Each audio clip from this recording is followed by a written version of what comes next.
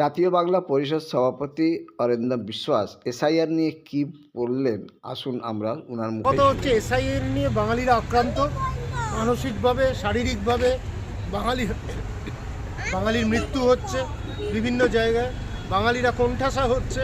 আজকে আমরা শহর বা শহরতলি নিয়ে চিন্তিত নই, কিন্তু প্রান্তিক মানুষরা যেভাবে আক্রান্ত হচ্ছে সেইটা নিয়ে সবাইকে জানানো যে এদের পাশে থাকা দরকার, বাঙালিদের পাশে এখন থাকা দরকার, একজোট হয়ে থাকা দরকার।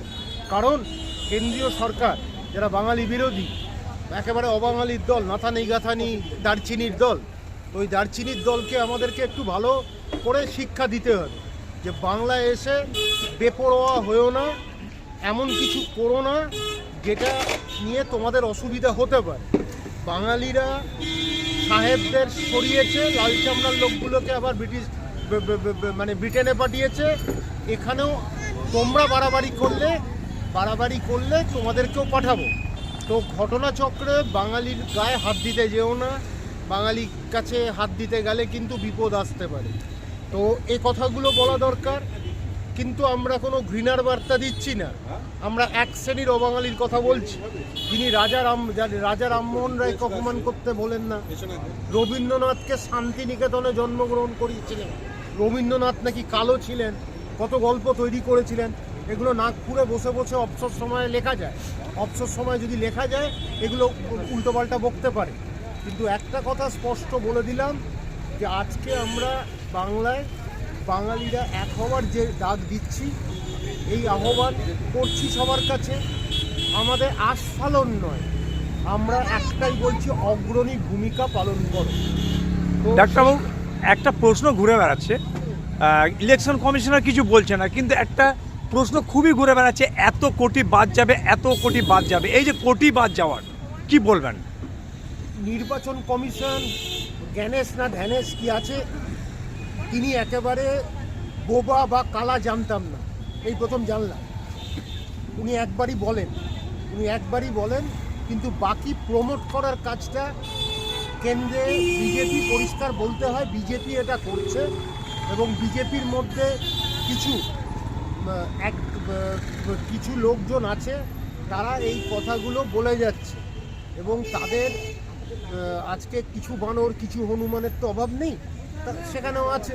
তো এই বানর হনুমানরা চিৎকার করে অনেক কিছু বলছে, এবং বাঙালিকে আজকে কোণঠাসা করার জন্য যাবতীয়, এবং বাঙালিকে বাংলাদেশি বলা, এটা একটা খুব রীতি হয়ে যাচ্ছে। এই রীতিটাকে বন্ধ করা দরকার।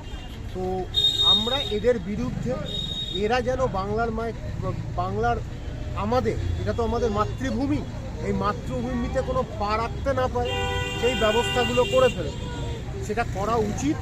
এবং আমরা আমাদের যে নীতি, যেটা হচ্ছে বাংলা ভাষাটাকে বাধ্যতামূলক করা, 50% সংরক্ষণ, এটা তো সুপ্রিম কোর্টের আদেশ। এরপরে যদি বাড়াতে হয় তাহলে ওটা স্কেডিউল 9-এ পার্লামেন্টে আলোচনা করে করা যায়। তো সেই সংরক্ষণটা আমরা কিন্তু করা, আর হিন্দি সাম্রাজ্যবাদী, উর্দু সাম্রাজ্যবাদীদের জায়গা এটা নয়, সেটা একদম স্পষ্ট করে বলে দিতে চাই। এইখানে বাঙালি হিন্দুও থাকবে, বাঙালি মুসলমান থাকবে, বাঙালি খ্রিস্টান থাকবে, বাঙালি বৌদ্ধ থাকবে, তারা মিলিত প্রচেষ্টায় একটা সোনার বাংলা গড়ে তুলবে। এই কথাগুলো আমরা খুব স্পষ্ট করে বলতে পারি, কারণ আমরা দেশটাকে ভালোবাসি। আমি বেশি বাঙালি বলে আমি বেশি ভারতীয়, আমি বেশি বাঙালি বলে বেশি ভারতীয়, সেটাই কথা। কিন্তু দুঃখজনক বিষয়টা হচ্ছে কিছু বাঙালি, তারা কেন্দ্র সরকারের হয়ে সমর্থন করে, তারা তাদের দালালি করছে, স্থাবকতা করছে। এই জায়গাটা বন্ধ করা দরকার। আমরা বাঙালিরা আবার এক হব। আজকে আমরা বাঙালি আছে আমাদের সাথে, আজকে আমরা জাতীয় বাংলা পরিষদ আছে, নব বাংলা পরিষদ আছে, এবং একটা সময় কোনো একদিন আমরা সবাই মিলে একত্রিত হয়ে বাংলাটাকে কিন্তু একটা সত্যি সোনার বাংলা দিতে চাই। সবাই থাকুক, কিন্তু বাঙালি বিরোধী কথা শুনলে, আজকে মীনা দেবী পুরোহিত যখন মাছের গল্প করেন, তাহলে উনি যদি মাছ না চান, আমরাও তো বলছি যে মিষ্টির দোকানগুলোতে ধোকলা, গুজিয়া, তারপর কি অমৃতি না কি সব মিষ্টি আছে, এগুলো বন্ধ করে দিতে পারি। তো আমাদের নিজস্ব মিষ্টি অনেক আছে, সেগুলো আমরা বানিয়েছি, তো আমরাই সেটা দোকানে চালাবো। লাড্ডু, গুজিয়ারাম, গুজিয়াওয়ালা সব এগুলো আছে। আর মুচকুরাম, ঝুনঝুনওয়ালারা যদি এরকম বলতে থাকে, ওসব কী আগরওয়াল মাগরওয়াল আছে।